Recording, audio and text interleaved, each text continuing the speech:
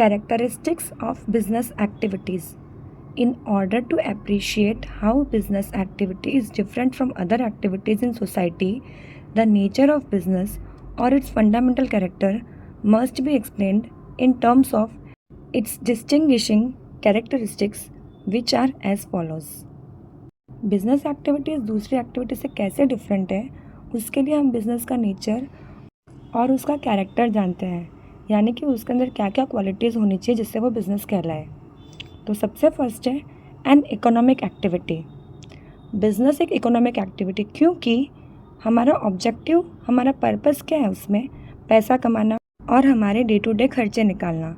मतलब business is considered to be an economic activity because it is undertaken with the objective of earning money or livelihood and not out of love, affection, sympathy or any other emotion.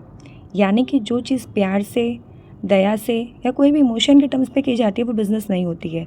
हमारा purpose पैसे कमाना होना ही चाहिए। It may be mentioned here that this activity can be undertaken either on small and individual level. यानी कि ये काम छोटे लेवल पे भी हो सकता है, अकेले भी हो सकता है। Example, purchase and sale by a shopkeeper. यानी कि एक छोटी सी दुकान वाला भी अगर परचेज कर रहा है और सेल कर रहा है, यानी कि खरीद रहा है और बेच रहा है, तो वो बिज़नेस ही है। और on large scale in a more formal and organise level, और बड़े लेवल पे भी हो सकता है, जो बहुत ज़्यादा ऑर्गेनाइज्ड हो और जो बहुत ज़्यादा प्रोफेशनल टर्म्स में हो। Example, purchase and sale by cooperative society और कंपनी। यानी कोई बड़ी कंपनी जब सेल और परचेज कर रही है तो वो फॉर्म भी बिज़नेस हो सकता है। इन शॉर्ट, छोटा बड़ा दोनों टाइप में बिज़नेस हो सकता है। सेकेंड कैरेक्टरिस्टिक्स है प्रोडक्शन और procurement of goods and services. Before goods are offered to people for consumption, this must be either produced or procured by business enterprises. यानी कि जब भी हम लोगों को पहले दे यूज़ करने के लिए, कंजम्पशन के लिए, उससे पहले या तो हम खुद उसको बनाएंगे या हम कहीं ना कहीं से खरीदेंगे। Thus, every business enterprise either manufactures the good it deals in or acquires them from producers to be further sold to consumers or users. यानी कि जो हमने बनाया है या जो हमने ख़रीदा है, हम वो आगे किसी कस्टमर को बेचेंगे। गुड्स में consist of consumable items of daily use such as sugar, ghee, pen, notebook etcetera, और capital goods like machinery, furniture etcetera. यानी कि गुड्स में कोई भी चीज़ें जो रोज़ के यूज़ की है, चीनी, घी, पेन, नोटबुक कुछ भी हो सकता है, या फिर कोई बड़ी बड़ी चीज़ें जैसे मशीन, फर्नीचर, वो भी हो सकती है।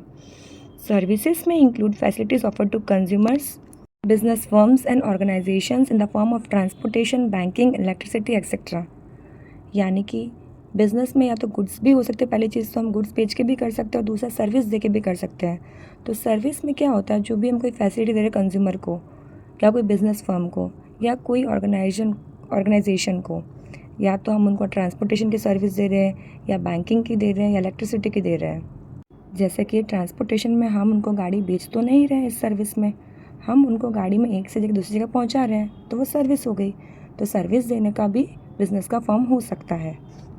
एंड कंज्यूमर मीन्स जो हमसे गुड खरीद रहा है, तो हम उसको बेच रहे, जो भी बना रहे हैं या जो भी बाहर से ले रहे हैं, वापस हम उसको बेच रहे हैं। सेल और exchange of goods and services. Directly और इनडायरेक्टली बिजनेस इन्वॉल्व्स ट्रांसफ़र और exchange of goods and services for value. If goods are produced not for the purpose of sale but for personal consumption, it can not be called a business activity. मतलब पैसे के लिए चाहे goods हो या चाहे service हो, वो एक्सचेंज होनी चाहिए, चाहे डायरेक्टली हो या इनडायरेक्टली, कोई भी फॉर्म में हो। अगर गुड्स हम बेचने के लिए नहीं बना रहे, खुद के यूज़ के लिए बना रहे हैं, तो फिर उसको हम बिज़नेस एक्टिविटी नहीं बोल सकते। यानी कि cooking food at home for the family is not business.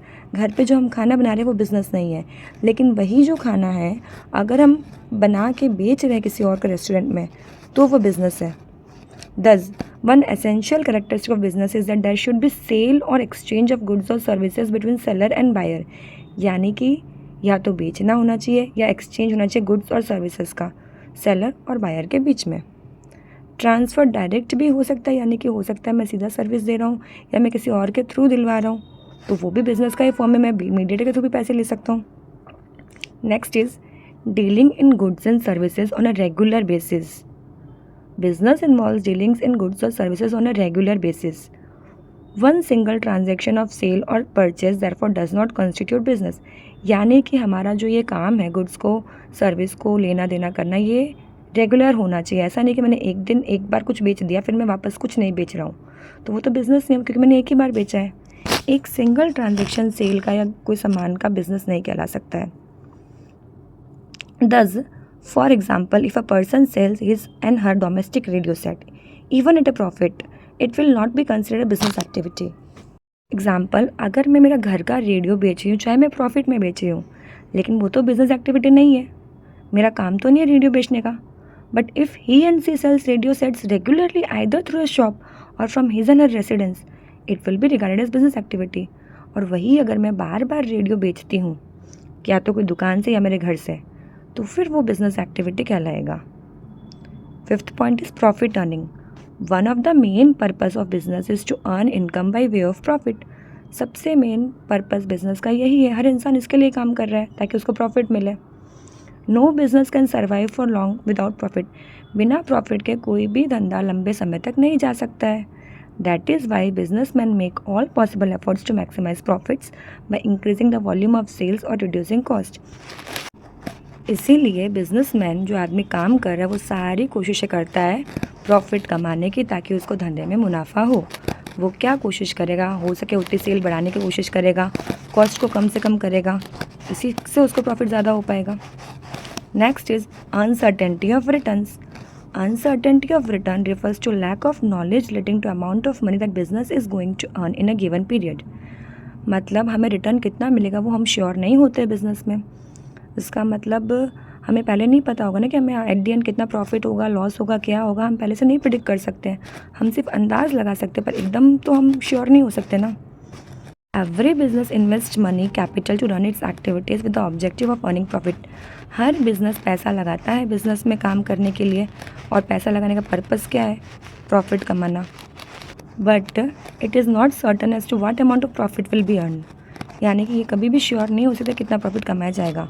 Also there is always a possibility of losses being incurred despite the best efforts put into the business.